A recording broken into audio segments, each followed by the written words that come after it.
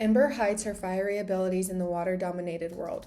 Her abilities, she learns, does not need to be hidden, and that they are not a flaw, but she can use them as a strength.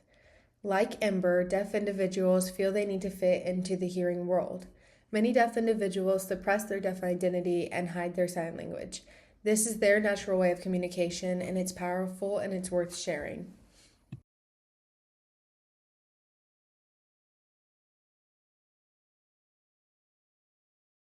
Elemental City is designed for water residents. They use things such as canals and fountains for transportation. Fire residents face risks and hazards, such as having to cross wooden bridges, and there are sprinkler systems that can put them out.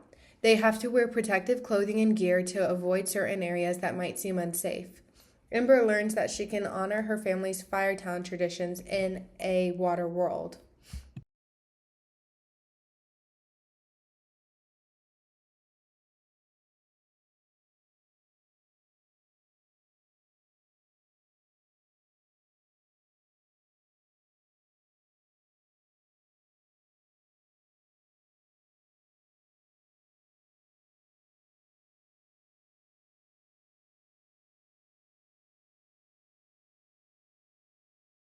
Like Ember, deaf people feel like they are living in a hearing world.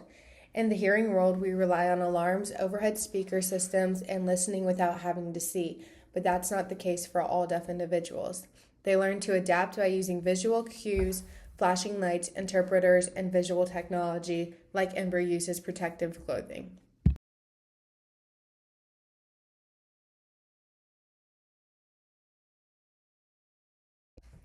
Ember decides she wants to follow her own path rather than what her parents want for her. She chose not to inherit her parents' shop and start a career as a glass artist.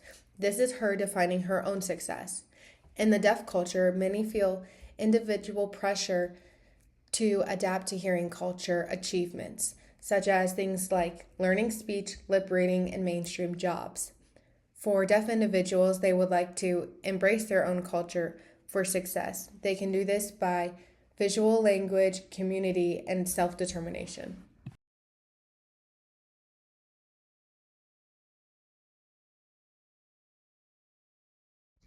Ember's father wants her to take over the family business, the fireplace, which has been in the family for generations. He expects her to run it safely without taking risks because he believes this is the best way to honor their family tradition and protect her.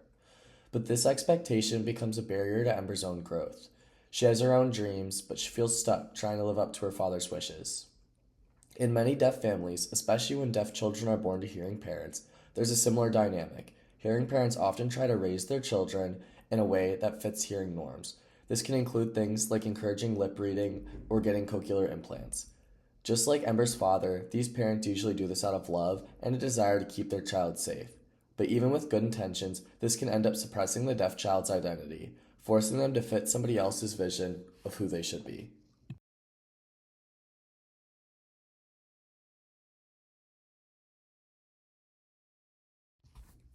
In the movie, there are different groups based on elements: fire, earth, water, and air, and these groups don't often interact.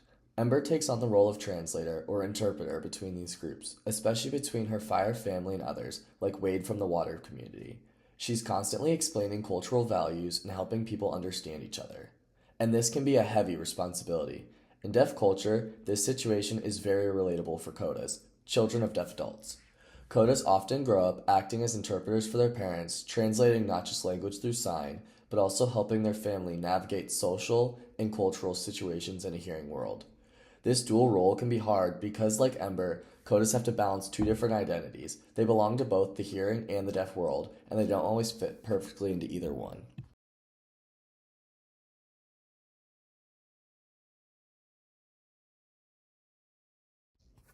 At the beginning of the movie, Ember's father is very unsupportive and stubborn about her pursuing her true dreams. He doesn't want her to explore the other elemental realms or take any risks. Instead, he wants her to live a traditional, predictable life, running the family business and staying close to what's familiar. This really limits her ability to grow as a person. But as the story progresses, especially toward the end, we start to see change. Ember's father begins to understand her dreams more clearly. He may not agree at first, but he chooses to support her path, showing love through acceptance.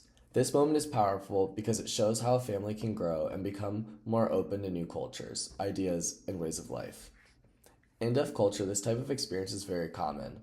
Many deaf children are born into hearing families, and those parents often don't fully understand deaf culture at first. Because of that, they might try to push their child toward a life that fits hearing norms, encouraging speech, therapy, cochlear implants, or trying to avoid using sign language. This usually comes from a place of love, but also fear and a lack of exposure to deaf culture. However, over time, something important can happen. Through the child's exploration of the family learning more about deaf culture, that resistance can shift into understanding. Just like Ember's father, many families begin to grow and accept their child's identity. It's not always easy and it takes time, but it's incredibly meaningful. That journey toward acceptance can strengthen the family and empower individuals to be who they truly are.